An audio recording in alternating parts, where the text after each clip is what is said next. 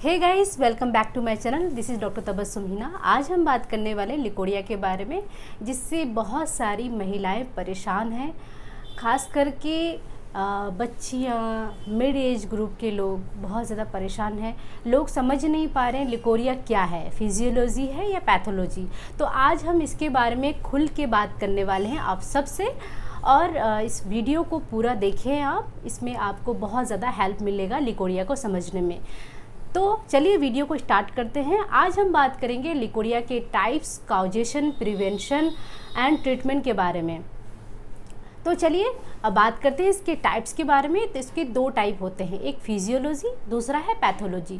Physiology में हम लोग देखते हैं कि जैसे कि हम लोग जानते हैं लिकोरिया का काम होता है आपके वेजाइना को लुब्रिकेटेड रखना, मतलब उसको मॉइस्चराइज रखना उसका काम होता है। और दूसरा काम होता है उसका आपके वेजाइना को इन्फेक्शन से दूर रखना। जैसे कोई इन्फेक्शन इन होगा वेजाइना में तो वो बाहर कर देगा बाय लुब्रिकेशन। जैसे वेजाइना का सेक्रेशन होता है ना, आपके इन्फेक्शन को वो वेजाइना से बाहर निकाल देता है। नॉर्मली हम लोग ये देखते हैं, ये फिजियोलॉजी है। इसमें थोड़ा थोड़ा लिकोरिया का सेक्रेशन होता है एंड जैसे कि पीरियड के बाद या पीरियड से पहले हम लोग देखते हैं ये होता है, मेंसेस से पहले या मेंसेस के बाद। दूसरा आता है पैथोलॉजी। तो पैथोलॉजी को समझने के लिए हम लोग को देखना पड़ेगा, जैसे कि किसी का होता है कि देखते हैं कि उसमें फॉल स्मेल रहता है, ईचिंग रहती है एंड उसमें कैरेक्टर रहता है, जैसे कि उसमें कर्ड लाइक होता है, जेली लाइक होता है, किसी का वाटर राइस वाटर जैसा होता है, किसी का वाइट ओनली मिल्की होता है। ठीक है, तो ये वाइट डिस्चार्ज हम लोग देखते हैं।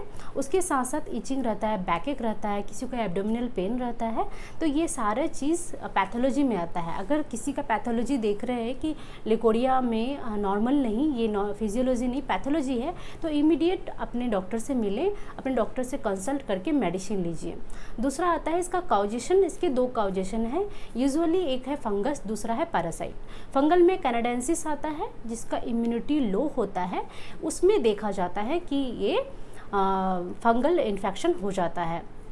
दूसरा आता है कि पैरासाइट जिसमें हम लोग देखते हैं ट्राइकोमोनास पैरासाइट इन हो जाता है, जिसकी वजह से लिकोरिया का सेक्रेशन ज़्यादा हो जाता है, या फॉल स्मेल आ जाता है, या ईचिंग आ जाती है। ये सारी चीज़ें हम उनमें देखते हैं। अब बात करते हैं इसमें प्रिवेंशन के लिए। तो प्रिवेंशन में हम बोलेंगे कि आप सब कोई अपने नैपकिन को क्लीन रखें और मेंस्ट्रुएशन टाइम पैड यूज़ करें, सैनिटरी पैड यूज़ करें, और कोई गंदा कपड़ा यूज़ ना करें, और उसको क्लीन रखें, ड्राई रखें। ये बहुत ज़्यादा ज़रूरी है। पब्लिक टॉयलेट यूज़ ना करें। अगर टॉयलेट यूज़ कर रहे हैं मजबूरी में, तो उसमें हम लोग को हमेशा वॉश करना चाहिए। जैसे क्लीन फिल्म मैंने बताया था इससे पहले वीडियो में कि कैसे हम लोग क्लीन करेंगे। तो क्लीन फिल्म अपने बैग में रखिए या फिर वी वॉश भी रख सकते हैं। ये सारा कैरी करना चाहिए आप सबको, और ये वॉश करना चाहिए इससे। उसके बाद ड्राई करना बहुत ज़्यादा ज़रूरी है। अगर जैसे कि अभी का वेदर चल रहा है रैनी वेदर, तो रैनी वेदर में अपने नैपकिन को उसको क्या करना है, आयरन करके ड्राई करके ही यूज़ करना है। इससे क्या होता है, जो फंगस है वो डेड हो जाएंगे और आपका नैपकिन क्लीन हो जाएगा। तो ये चीज़ ध्यान रखें। दूसरा चीज़ लास्ट में आता है ट्रीटमेंट ऐसा कोई स्पेसिफिक ट्रीटमेंट नहीं है जो मैं आपको बताऊं और मेडिसिन खाएंगे तो ठीक हो जाएंगे, क्योंकि किसी का होता है ईचिंग, किसी का ईचिंग नहीं होता है, किसी का कर्ड लाइक कैरेक्टर होता है तो किसी का जेली लाइक होता है। तो अलग अलग कैरेक्टर, अलग अलग सिम्टम्स में अलग अलग मेडिसिन भी आ जाता है।